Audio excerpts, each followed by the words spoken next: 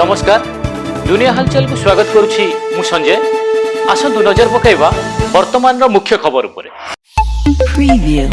भद्रक रे अंतरराज्य गो माफिया राजनक घरे केन्दुझर और भद्रक पुलिस मिलित चढ़ऊ एथिसह तांको पुराणा बजार मुला साई स्थित बासभवन मालिकाना चली व्यवसाय प्रतिष्ठान और एक इन्स्टिट्यूट मध्य पुलिस रेड करिछि। चढ़ऊ बेले पुड़ा पुड़ा नगद टंका सह सुना गहना जबत करिछि एवं घटनास्थल 2 प्लाटून पुलिस फोर्स मुतयन करा जायछि। अनुगुल जिला बरपाड़ा थाना अंतर्गत तेंतुली हत्या ग्राम जमीबाड़ी विवाद को नहीं जड़े युवक को मरणात्मक आक्रमण युवक जनक गुरुतर अवस्था जिला मुख्य चिकित्सालय चिकित्सित थिया बेले अभियुक्त माने घटनास्थल फेरार। खबर पाई पुलिस घटनास्थल पहुंची तदंत आरंभ करथिबा सूचना। भुवनेश्वर धौली थानार कन्स्टेबल मोचिरा मारांडी रहस्यजनक मृत्यु। धौली पुलिस तांको भड़ाघर तांकरी मृतदेह जबत करी तदंत जारी रखिथिया बेले से भुवनेश्वर कमिशनरेट पुलिस रे कार्यरत थिले एवं 2 दिन धरी छुट्टी रे थिले। बीजेडी निलंबन पर बीजेपी रे जोगदेले जाजपुर जिला परिषद अध्यक्षा नलिनी प्रभा जेना उपाध्यक्ष गणेश्वर बराड़।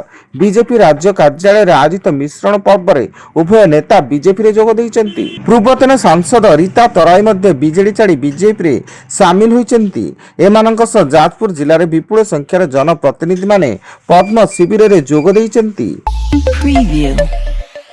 आज सुंदरगढ़ परिस्थिति रे नियंत्रणाधीन रही जनजीवन स्वाभाविक हुई शांति फेरुची। परिस्थिति रे स्वाभाविकता फेरुथिबारु संध्यारे प्रशासनिक कटकणा को उठाई दे इंटरनेट सेवा चालू करिछि। गो मांस को केंद्र करी 2 गोष्ठी मध्य संघर्ष पथरमाड़ भंगारुजा और जलापड़ा होइतिला। पुरुष हॉकी इंडिया लीग 7म संस्करण 2026 रो शेष पर्याय भुवनेश्वर कलिंग स्टेडियम टारे आज ठारू खेला जिवो। बेंगलोर हैदराबाद लायंस दिल्ली मध्य 2टी मैच खेला जिवो एवं कलिंग स्टेडियम रे मोट 9टी मैच आसंता 22 पर्यंत खेला जिवो। 2025 पोलसरा नाबालिका दुष्कर्म मामला रे दोषी निरंजन सबर को राय सुनाइले स्वतंत्र पोस्को अदालत।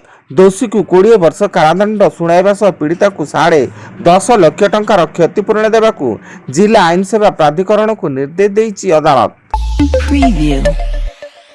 संबलपुर बुर्ला स्थित किरबा यूपी स्कूल परिसर में 2 शिक्षयित्री मध्य रक्ताक्त संघर्ष।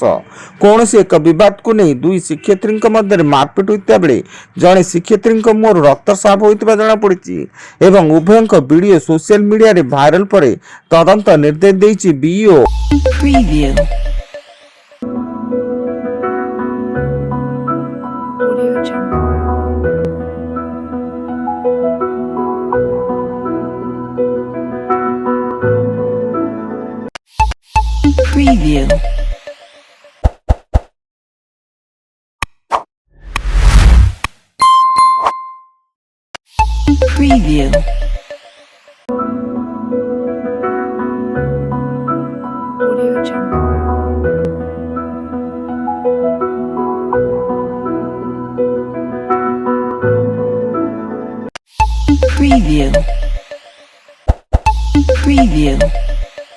भारत सरकार परामर्श अनुसार ईरान रे फसी रही भारतीय माने निज देश को फेरी दिल्ली विमान बंदर रे पहुंचवा पर सेठाकार स्थिति अत्यंत जटिल थिबा प्रकाश करिसेंती। ईरान रे संकट जारी रहिता बेले भारत सरकार ईरान रो नागरिकों को खाली करबा प्रक्रिया आरंभ करिछि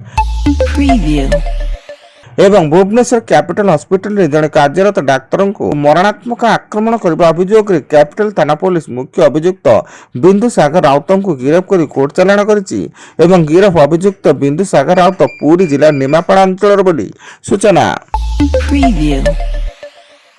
वर्तमान पाई एतिकी अधिक न्यूज अपडेट्स पाई विजिट करंतु आम वेबसाइट www.duniyahalchal.in। धन्यवाद।